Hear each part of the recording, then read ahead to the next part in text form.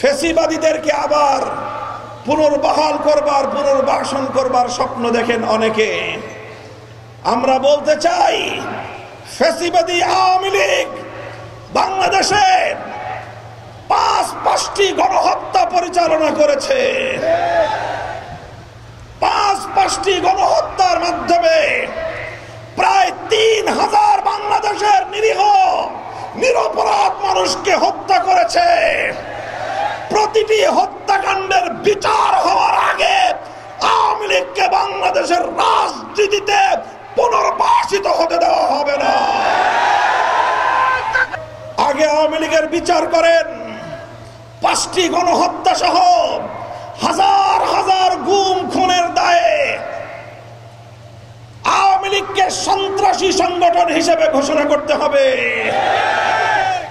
শেখ হাসিনা সহ তার খুনি মন্ত্রিসভার প্রতিটি সদস্য, তার গোটা প্রশাসনের শেখ হাসিনার লেসপেন্সার যারা দেশ এবং জনগণের স্বার্থকে উপেক্ষা করে শেখ হাসিনার মনোরঞ্জনের জন্য বুলেটের আঘাত দিয়ে এদেশের মানুষের প্রাণ কেড়ে নিয়েছে, সেই সকল প্রশাসনের দুর্নীতিগ্রস্ত খুনি ঊর্ধ্বতন কর্মকর্তাদের বিচার নিশ্চিত না হওয়া পর্যন্ত বাংলাদেশে আওয়ামী লীগের রাজনীতিকে বন্ধ রাখতে হবে। যদি সকল হত্যাকাণ্ডের যদি বিচার হয়, সেই বিচার হওয়ার পরে যদি আওয়ামী লীগের কোন নেতাকর্মী অবশিষ্ট থাকে ভালো।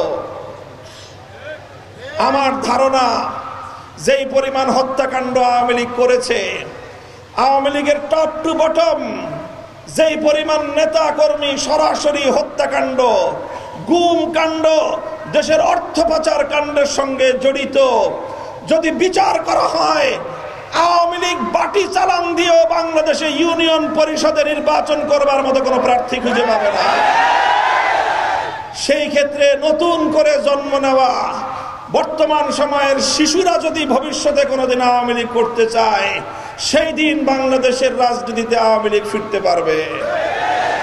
কাজেই সকল দলগুলোকে ফ্যাসিবাদ বিরোধী আন্দোলনে অংশীদার সকল পক্ষকে বাংলাদেশ জাতীয়তাবাদী দল বিএনপি, জামায়াতে ইসলামী বাংলাদেশ, ইসলামী আন্দোলন বাংলাদেশ, জমিয়ত উলামা ইসলাম, খেলাফত মজলিস, নাগরিক পার্টি, গণ অধিকার পার্টি সহ সকল দলগুলোকে আমি উদাত্ত আহ্বান জানাতে চাই, রাজনীতিতে প্রতিযোগিতা থাকবে, প্রতিদ্বন্দ্বিতা থাকবে, কিন্তু ফ্যাসিবাদের মোকাবেলায় আমাদের অভিন্ন মত এবং জাতীয় ঐক্যকে ধরে রাখতে হবে।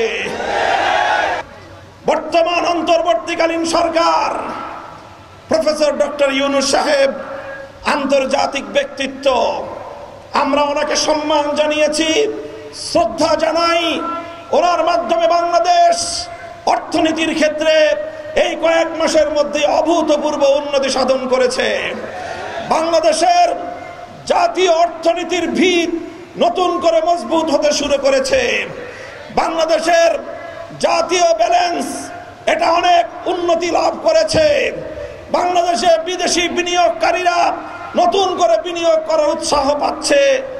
সেই জন্য প্রফেসর ডক্টর ইউনূস সাহেবের নেতৃত্বাধীন অন্তর্বর্তীকালীন সরকারকে আমরা ধন্যবাদ জানাই।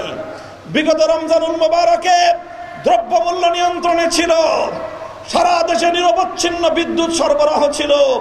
এই সকল সফলতার জন্য আমরা তাদেরকে ধন্যবাদ জানাই।